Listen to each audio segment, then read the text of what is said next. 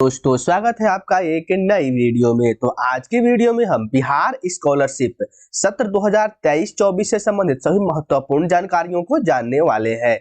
यह भी जान लें कि इसका ऑनलाइन आवेदन शुरू हो चुका है, जिसका लास्ट डेट जो है 31/12/2023 तक है। तो आइए वीडियो को शुरू करते हैं। वीडियो शुरू करते ही सबसे पहले हम इस वीडियो में क्या क्या कवर करने वाले हैं या देख लेते हैं। तो हम इसमें इसके अवलोकन को देखेंगे, यानी कि पोस्ट मैट्रिक स्कॉलरशिप PMS क्या होता है। उसके बाद इसकी महत्वपूर्ण तिथियों को जानने वाले हैं, आपकी एलिजिबिलिटी क्राइटेरिया क्या होने वाली है और आपको छात्रवृत्ति की कितनी राशि मिलेगी। उसके साथ ऑनलाइन आवेदन करने के लिए हमें कितने चरण को फॉलो करना होगा और साथ में आपके लिए डॉक्यूमेंट कौन कौन से लगने वाले हैं। महत्वपूर्ण लिंक को देखेंगे। उसके बाद जो है पोस्ट मैट्रिक स्कॉलरशिप क्या होता है, इसकी हम पूरी जानकारी लेने वाले हैं इस वीडियो में। साथ में अगर हमें किसी तरह का हेल्प चाहिए होगा तो PMS में हम कैसे कांटेक्ट कर सकते हैं, यानी कि हेल्प सेंटर की जानकारी आपको हम देने वाले हैं इस वीडियो में। साथ में अक्सर पूछे जाने वाले प्रश्न, यानी कि फ्रीक्वेंटली आस्क्ड क्वेश्चन FAQ की संबंधित सभी तरह के आपको FAQ हम इसमें कवर करवाने वाले हैं। तो वीडियो में अंत तक बने रहे ताकि आप कोई भी महत्वपूर्ण पॉइंट इसमें से मिस नहीं करें। बिहार पोस्ट मैट्रिक छात्रवृत्ति से संबंधित इस छात्रवृत्ति का नाम रखा गया है बिहार पोस्ट मैट्रिक छात्रवृत्ति, यानी कि PMS 2023। वही इसका जो विभाग है, यानी कौन सा डिपार्टमेंट इसे जारी करता है, तो यह है शिक्षा विभाग बिहार सरकार। यानी बिहार सरकार का जो एजुकेशन डिपार्टमेंट है, ED है, उसके द्वारा यह स्कॉलरशिप जो है वो सेंशन होती है। साथ में इसका राज्य जो है वो बिहार है और इसका शैक्षणिक वर्ष जो है जिसकी हम बात करें वो 2023-24 है। इसके साथ जो है योग्य छात्र कौन कौन है, तो SC ST BC और EBC श्रेणी के जो भी छात्र होंगे वो इसके लिए एलिजिबल है। उसके साथ इसकी आधिकारिक वेबसाइट जो है वो है आपका pmsonline.bih.nic.in। इसका लिंक जो हम आपको डिस्क्रिप्शन में दे देंगे, वहां से भी आप क्लिक करके डायरेक्टली जा सकते हैं। उसके साथ साथ जो है आपको अधिक सहायता चाहिए होगा तो आप व्हाट्सएप ग्रुप से जुड़ सकते हैं। उसके बाद अगर हम बात करें इसकी तिथियों की, महत्वपूर्ण तिथियां जो इंपॉर्टेंट डेट होने वाली है, तो इसमें आवेदन प्रारंभ होने की तिथि जो थी वो 16 अगस्त 2023 रखी गई थी। गवर्नमेंट ऑफ बिहार यानी एजुकेशन डिपार्टमेंट के द्वारा जो है इसमें आवेदन करने का जो शुरुआत हुआ था वो 16 अगस्त 2023 से हुआ था। लेकिन आवेदन फिर से खत्म, आवेदन की अंतिम तिथि जैसे ही खत्म हो गई, फिर से आवेदन जो है 15 नवंबर 2023 से आप कर सकते हैं और इसकी अंतिम तिथि जो है 31 दिसंबर 2023 तक रखी गई है। यानी कि इसका जो है फिर से री रजिस्ट्रेशन स्टार्ट हुआ है 15 नवंबर से। तो ये जो है बहुत ही इंपॉर्टेंट टर्म है कि इसका रजिस्ट्रेशन जो है फिर से शुरू हो गया है। तो जो लोग भी छूट गए हैं या फिर जिनका बाकी है तो वो जो है आप 15 नवंबर से अपना रजिस्ट्रेशन कर सकते हैं। उसके बाद अगर हम बात कर ले इसके पात्रता मापदंड की, यानी कि इसके लिए क्या क्या एलिजिबिलिटी क्राइटेरिया होनी चाहिए, तो सबसे पहले आपके पास आप बिहार के अस्थायी निवासी हो, यानी कि आप जो है एकदम से बिहार के निवासी होने चाहिए। उसके साथ जो है आवेदक को बिहार राज्य के भीतर स्थित किसी भी सरकारी या मान्यता प्राप्त गैर सरकारी संस्थानों में पोस्ट मैट्रिक पाठ्यक्रमों में नामांकित होना चाहिए, जैसे inter, graduation, post graduate, PG, ITI, 3 साल का diploma, polytechnic, BEd, medical, engineering और कानून, प्रबंधन, कृषि, यानी कि इन कोर्सों में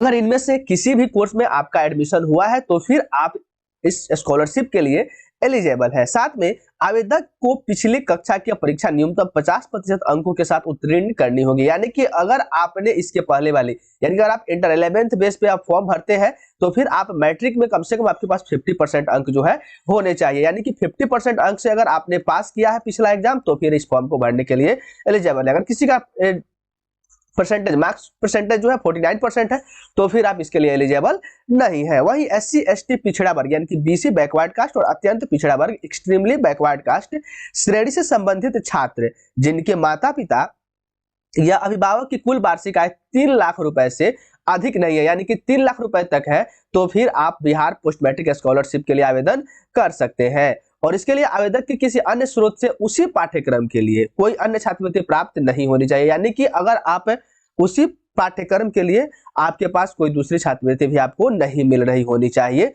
तो फिर आप इस फॉर्म को भर सकते हैं। तो सीधा सीधा हम कह सकते हैं कि अगर आप इस फॉर्म को भरना चाहते हैं तो सबसे पहले आप बिहार के अस्थायी निवासी हो, उसके साथ जो है आप बिहार के किसी भी सरकारी या फिर गैर सरकारी जो कि मान्यता प्राप्त हो उसमें आप पाठ्यक्रम में, लेकिन बैटरी के बाद के किसी भी पाठ्यक्रम में आप नामांकित हो। साथ में जो है आप पिछला कक्षा जो है कम से कम 50% मार्क्स से पास किए हो। साथ में आपकी जो है सालाना वार्षिक आय जो है आपकी 3 लाख रुपए से ज्यादा नहीं होनी चाहिए और साथ में जो है आप इसके लिए कोई दूसरे जगह से स्कॉलरशिप नहीं ले रहे हो तो फिर आप इस फॉर्म को भरने के लिए पूरी तरह से एलिजिबल है।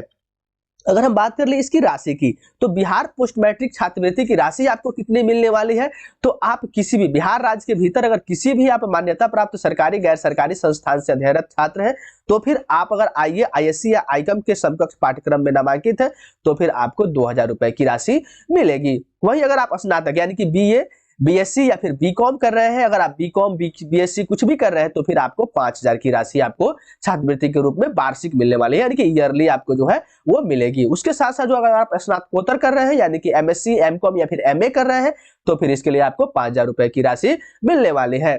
अगर आप आईटीआई करते हैं तो भी आपको 5000 रुपए की राशि मिलेगी, और अगर आप 3 वर्षीय डिप्लोमा यानी पॉलिटेक्निक पाठ्यक्रम में नामांकित है, तो फिर आपको 10,000 रुपए वार्षिक राशि जो है स्कॉलरशिप की मिलने वाली है। वहीं अगर आप इंजीनियरिंग, चिकित्सा, कानून प्रबंधन और कृषि में आप नामांकित है, तो फिर आपको 15,000 रुपए वार्षिक छात्रवृत्ति मिलने वाली है। तो यह आप देख सकते हैं यहाँ पे ये लिस्ट जो है आपको किस कोर्स के लिए कितनी राशि मिलेगी, ये उसकी है। वही साथ में हम ये भी देख लेते हैं कि अगर राज्य के भीतर स्थित केंद्र सरकार के संस्थानों और राज्य अधिनियम द्वारा गठित राष्ट्रीय विधि विश्वविद्यालय में पढ़ने वाले छात्रों की छात्रवृत्ति राशि कुछ इस तरह से होने वाली है। अगर आप भारतीय प्रबंधन संस्थान IIM बोधगया में पढ़ते हैं, यानी कि वहां पे आप नामांकित है, तो फिर आपको 75,000 रुपए वार्षिक आपको छात्रवृत्ति की राशि मिल सकती है, अधिकतम मैक्सिमम।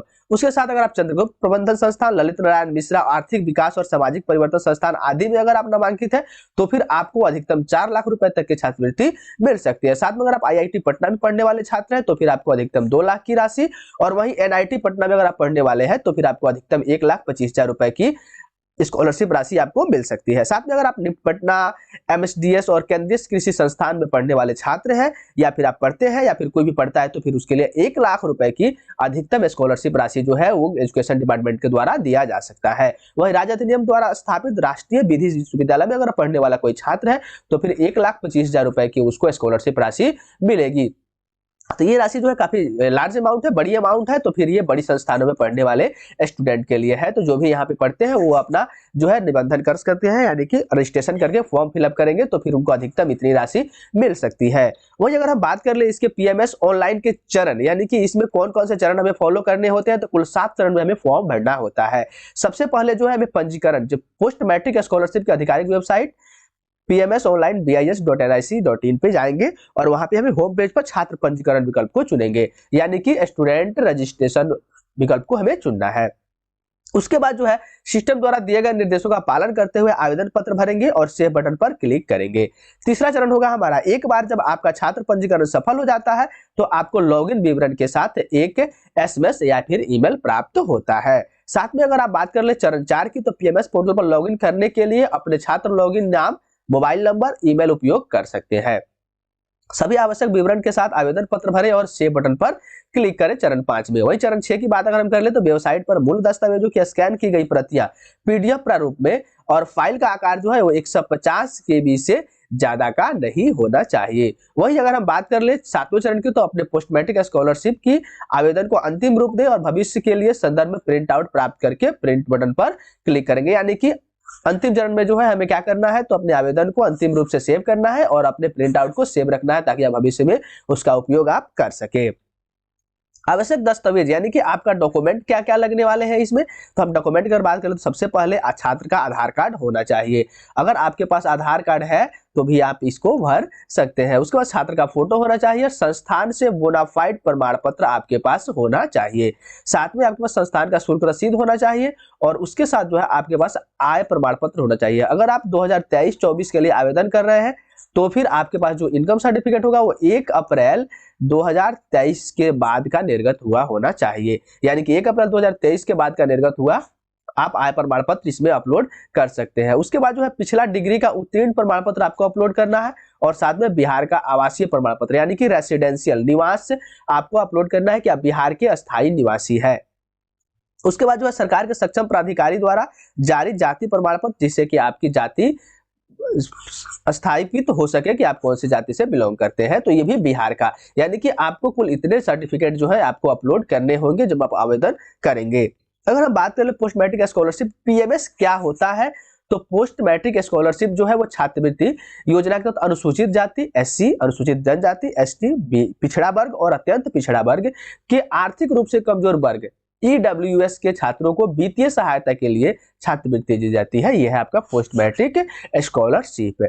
और इस योजना के तहत विधिवत मान्यता प्राप्त कॉलेज, विश्वविद्यालय, संस्थानों में पढ़ने वाले छात्रों को छात्रवृत्ति दी जाती है। छात्रवृत्ति राशि राज्य सरकार और केंद्र सरकार द्वारा प्रदान की जाती है। अगर हम बात कर ले सहायता केंद्र की यानी कि हेल्प डेस्क की, अगर हम बात कर ले, अगर आपको किसी तरह का हेल्प चाहिए होगा तो फिर इसके लिए आपके पास ये कुल 4 मोबाइल नंबर यहाँ पे उपलब्ध है। इस पे आप कॉल करके आप हेल्प ले सकते हैं। उसके साथ आप ईमेल आईडी भी कर सकते हैं। ईमेल आईडी करने के लिए आपको HAR help@gmail.com पे भी आप यहाँ से आप सहायता ले सकते हैं। वही अगर हम बात कर ले अक्सर पूछे जाने वाले प्रश्नों की, तो FAQ की अगर हम बात कर ले, फ्रीक्वेंटली आस्क्ड क्वेश्चन की, तो यहाँ पे पूछा गया पहला प्रश्न, PMS का पूर्ण रूप क्या होता है? तो PMS का पूर्ण होता है पोस्ट मैट्रिक स्कॉलरशिप। वही बिहार पोस्ट मैट्रिक छात्रवृत्ति 2023-24 की अंतिम तिथि क्या होगी? तो 31 दिसंबर 2023 होगी, जो कि पहले अगस्त रखी गई थी। वही बिहार पोस्ट मैट्रिक छात्रवृत्ति योजना के लिए कौन आवेदन कर सकता है? तो जो छात्र बिहार राज्य के अस्थायी निवासी हो और पोस्ट मैट्रिक कक्षाओं में पढ़ रहे हैं, यानी कि मैट्रिक के बाद के, और इस छात्रवृत्ति के लिए पात्र वो सभी हो जाएंगे। उसके बाद पोस्ट मैट्रिक स्कॉलरशिप बिहार की आधिकारिक वेबसाइट क्या होगी? तो ये होगा आपका www.pmsonline.bis.nic.in। वही अगर हम बात कर ले पोस्ट मैट्रिक छात्रवृत्ति स्थिति 2023 की जांच हम कैसे करेंगे? तो छात्र अपने लॉगिन विवरण के साथ लॉगिन करके ऑनलाइन आवेदन की स्थिति जांच कर सकते हैं। तो यहाँ से ये आपके फ्रीक्वेंटली आस्क्ड क्वेश्चन, उम्मीद है कि आपके जो भी प्रॉब्लम होंगे यानी कि जो भी आपका क्वेश्चन होगा वो सॉल्व हो चुका होगा। तो वीडियो के अंत में अगर आपने यहाँ तक वीडियो देखा है तो उम्मीद है आपको ये वीडियो अच्छी लगी हो और आपको किसी जानकारी मिली हो। तो अगर आपको ये वीडियो अच्छी लगी है और जानकारी मिली है अच्छी, तो फिर आप हमारे YouTube चैनल को सब्सक्राइब कीजिए, और फिर आप अगर आप फेसबुक भी उपयोग करते हैं तो फिर वहां से हमारे फेसबुक पेज को भी आप फॉलो कीजिए। बेल आइकन को प्रेस कीजिए ताकि आने वाले वीडियो का नोटिफिकेशन मिलते रहे, और अपने दोस्तों साथियों के साथ इसे शेयर जरूर कीजिए ताकि उन्हें भी इंपॉर्टेंट जानकारी मिल सके। तो आज की वीडियो में इतना ही, फिर मिलेंगे अगले वीडियो में।